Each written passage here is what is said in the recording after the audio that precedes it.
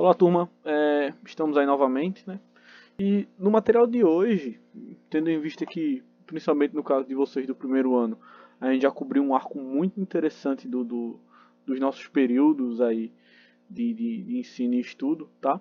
Então, vendo toda essa construção, eu decidi trabalhar com vocês na aula dessa semana com uma revisão geral aqui dos nossos materiais que foram trabalhados nesse período de pandemia, tá? Antes da pandemia, nós chegamos a conversar em sala de aula um pouquinho sobre introdução à história, conceitos historiográficos, desenvolvemos a nossa conversação, inclusive, para alguns temas de caráter cultural, social, e aí nós iniciamos o nosso trabalho com pré-história e justamente quando a nossa aula ia expandir dentro dessa temática, nós tivemos a situação aí atual de pandemia, né? Então, quando logo nesse início, tá?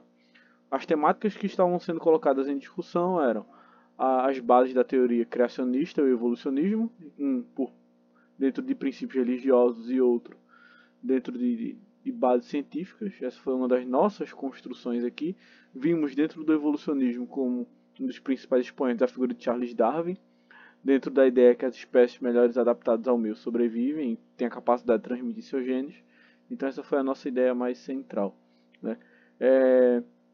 Prolongamos as nossas discussões sobre pré-história e aí a gente trabalhou dentro daquela divisão mesmo, tá? Do paleolítico, do neolítico, do mesolítico, a ideia da idade dos metais, do processo de desenvolvimento do ser humano em diversas instâncias, né? E outro tema que a gente perdurou bastante foi a ideia do povoamento da América, onde a gente se prolongou nas nossas conversações, inclusive sobre a questão da Pedra Furada e tantos outros espaços arqueológicos que nós temos no Brasil. Eu repassei para você até uma entrevista com o Nied Guidon, não sei se todos os alunos vão lembrar, mas foi outro momento ímpar aí das nossas discussões durante esse período, né? Fechando assim boa parte desse arco de discussões historiográficas dentro da esfera desse bimestre. E aí a gente seguiu mesmo as discussões ainda no primeiro bimestre, tratando da Mesopotâmia. E aí já foi um assunto um pouco mais complexo, que demanda um pouco mais tempo, tá? E a gente parou para entender alguns detalhes, como por exemplo a localização, ali às margens do rio Tigre e do rio Eufrates, né, no atual Iraque. E uma peculiaridade de se estudar a Mesopotâmia, que geralmente é onde muitos alunos eles pecam, eles acabam errando, é entender a Mesopotâmia como algo isolado, ou melhor, como uma sociedade única. E esquecemos de notar que durante a história essa região foi habitada por diferentes povos e dominada por diferentes sociedades. Sumérios, acádios, amoritas, hititas, sabe? E cada povo desse contribuiu de alguma forma dentro da cultura desses povos.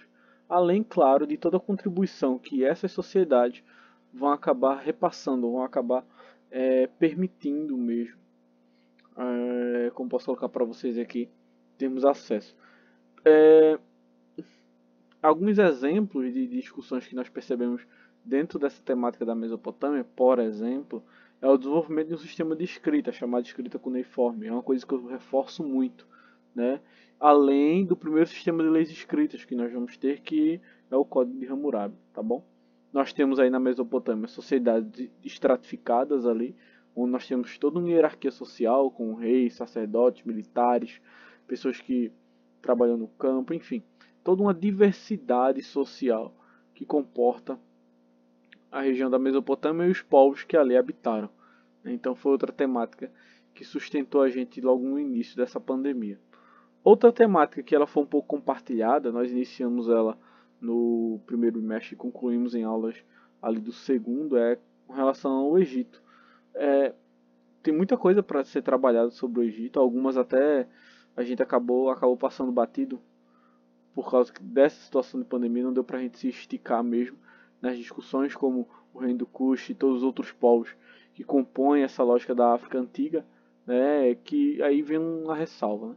Nós não podemos pensar a África isolada no Egito, né, principalmente quando se trata da antiguidade, né? Existiram vários outros povos aí vivendo nesse espaço, como os berberes, o reino do Kush, outros povos da Níbia, enfim.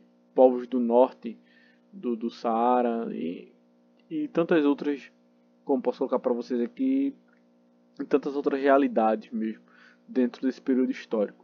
Nós temos uma sociedade localizada às margens do Rio Nilo, mais ao norte da África, né?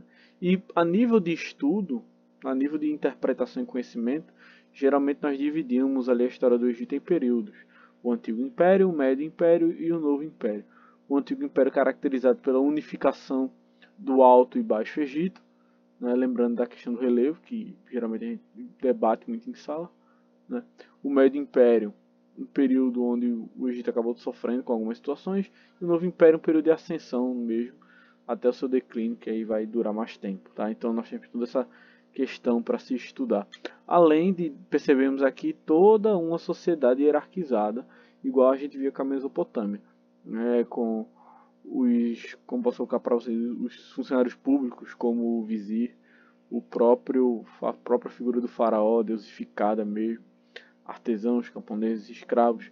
Uma peculiaridade do Egito, que é sempre importante a gente estar voltando a ela e citando mesmo, é que nós temos uma sociedade extremamente ligada com a questão religiosa aí, tá? Tanto a política, os rituais, tudo se liga muito à religião, tá? E aí a gente entrou no segundo bimestre mesmo de cara. O segundo bimestre se caracteriza por dois conteúdos principais, que é a Grécia Antiga e a Roma, né? Então são as duas, ou melhor, são os dois tópicos mesmo que geralmente a gente se dedica mais nesse bimestre. Primeira coisa que sempre os alunos eles confundem. Quando se fala em Grécia Antiga, a maioria dos alunos eles entendem como se fosse um país, uma coisa só. Não é. Nós temos aí uma quantidade de povos, cidades e estados independentes entre si, com sua própria maneira de fazer política, sua própria maneira de agir, sua própria maneira de se organizar. Por isso que sempre quando estamos falando de Grécia, nós separamos Atenas e Esparta, porque estamos tratando de dois povos gregos extremamente diferentes ali. Um militarizado, o outro dedicado ao trabalho com a pesca por causa dos seus portos, enfim, né, a filosofia, a democracia. Então são elementos que contrastam bastante nesse cenário. E aí, quando falamos de Grécia, a gente tem que lembrar sempre das origens ali em Creta, né, as civilizações cretenses e micênicas que vão dar origem mesmo ao desenvolver dessa sociedade. Citamos até no período, quando estávamos discutindo sobre a Grécia Antiga, os textos bem famosos aí de Enéas, né? Como a Odisseia mesmo e a Ilíada, dois textos fundamentais para a gente entender esse período, tá? Seguindo, tá? Quando se fala em localização, estamos falando de uma sociedade localizada no Mar Mediterrâneo, mais precisamente ali próximo ao Mar Egeu e Mar Jônico, onde essas sociedades vão se desenvolver, tá bem? Então foram outros elementos que nós discutimos aqui bastante no segundo bimestre. Outro aspecto, tá, que foi falado também, como por exemplo o desenvolvimento dos Jogos Olímpicos, a arte, a religião, tudo isso como temas que fizeram parte, que acabaram compondo a nossa trajetória durante o segundo bimestre. E a gente vai seguindo para Roma Antiga, que a gente tem todo um leque também de debates. A maioria dos professores, eu inclusive, gosto de trabalhar Roma dividindo, construindo toda uma periodização, como o período da monarquia, república e o Império Romano. Geralmente a monarquia a gente utiliza para apresentar toda a questão da sociedade romana, os elementos mais centrais ali, que vão dar base mesmo para aquelas organizações sociais, os surgimentos, os conflitos políticos. E aí quando a gente vai para a república, a gente tem um peso maior sobre a questão política, além de trabalhar bastante aí com a temática das conquistas da plebe. E aí eu já entro na sociedade, onde também nós temos uma sociedade bem dividida, onde nós temos os patrícios, que geralmente ocupavam os cargos de maior peso na sociedade, tá? Os plebeus, que geralmente compunham aquela classe de agricultores e outros grupos, os clientes, homens livres que estavam associados aos patrícios, e os escravos e os trabalhadores que também compõem aquela sociedade. Esse mapa que vocês estão vendo aí em vídeo, ele é um mapa bem mais antigo, antes de Roma ser Roma mesmo. Ele se refere ao domínio etrusco, nas regiões de onde os latinos habitavam e de onde Roma vai se desenvolver com o passar do tempo. Então foi outra temática que a gente se debruçou bastante, tá?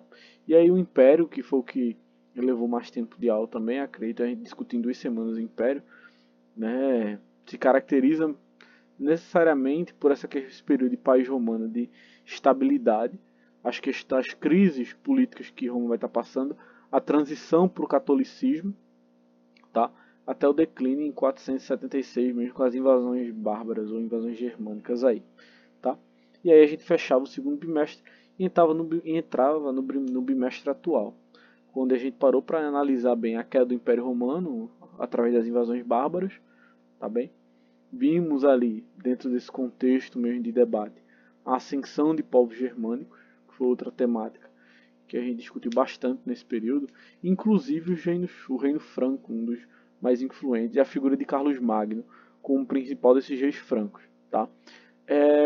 Eu já vi alguns professores em vídeo colocar Carlos Magno como o pai da Europa, até porque ele se classifica disso, porque muitas das estruturas que vão da base mesmo a toda a estruturação da Europa medieval se inicia durante o reinado de Carlos Magno, como a distribuição mesmo, as bases do feudalismo, aquela questão do repasse de terra, enfim, o renascimento carolíngio com a construção mesmo de escolas e tantas outras coisas, tá? Que aqui mesmo não cabe espaço para a gente se prolongar tanto, mas foi outra temática importante para a gente aí nesse período, tá bem? Essa quebra do Império Romano, a ascensão dos reinos germânicos, né, o domínio dos reinos francos, a aliança dos reis francos com a Igreja Católica e, consequentemente, o desenvolvimento ali do Império Carolíngio e um bom domínio da Europa, tá bem? E aí a gente entrou também, durante esse terceiro bimestre, na temática sobre o feudalismo.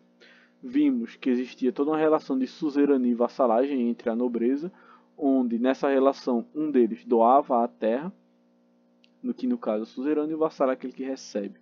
Lembrando que o termo feudo faz menção a um bem de grande importância, podendo ser uma terra, como também pode ser uma honraria ou um cargo ou outra coisa. O termo mesmo ele é utilizado mais por base, tá? E aí a gente tem toda uma questão da sociedade feudal, toda segmentada, com o clero no topo, a nobreza e lá abaixo os servos, que é a última camada daquela sociedade. Uma sociedade dividida, toda estratificada, tá? Pouca mobilidade social, tá bem? E a nobreza ali, o clero, demandando, ou melhor, organizando as relações de poder. Quando a gente fala da economia mesmo, do feudalismo, a gente tem que lembrar toda aquela questão dos impostos, tá? Que foi conversado nas nossas aulas, tá? Sobre economia. Os impostos como a talha, a banalidade, a corvéia, tudo isso como tema de aula mesmo, tá? Lembrem disso. Além de lembrar também que o feudo era uma estrutura autossuficiente ali. Muito do que era consumido vinha do próprio feudo. Então era outro ponto que vale a gente sempre estar ressaltando, tá? E aí a gente já continua a nossa discussão dentro desse período com as discussões sobre a Baixa Idade Média ali, com o poder da igreja medieval, a força e o luxo muitas vezes da igreja, o desenvolvimento de algumas ordens, como os franciscanos e os beneditinos. Vimos as cruzadas também. Esse tema está bem mais fresco na cabeça de vocês, eu não vou nem me prolongar mesmo nele não. Tá? Até porque as cruzadas como uma estrutura, como uns fenômenos, né, do período medieval, essa luta contra os infiéis, a busca pela tomada de Jerusalém e tantas outras coisas.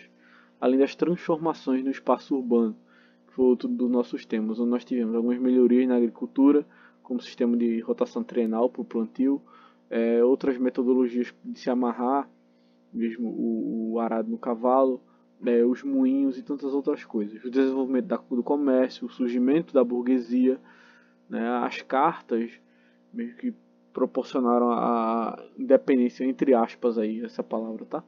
Independência das cidades. E, como propriamente já falei, as feiras, né? Que vão acabar proporcionando que essas cidades elas cresçam também. E aí a gente seguiu com esse declínio da Idade Média com a peste negra, os conflitos da Guerra dos 100 Anos, além das revoltas camponesas, Jacques Queres, por exemplo, na França. Tá? E isso mesmo ele fecha muita coisa do que a gente trabalhou. Futuramente a gente vai estar trabalhando ainda dentro das temáticas do terceiro bimestre, um pouquinho sobre o Império Bizantino, conseguindo fechar assim esse arco das nossas discussões durante esse bimestre. Ok, turma? Valeu. Acessem o link onde tem nossa frequência da aula de hoje, tá bem? E tem essa atividade bem tranquila.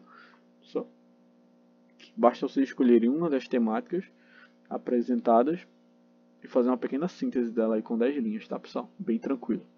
Obrigado e valeu!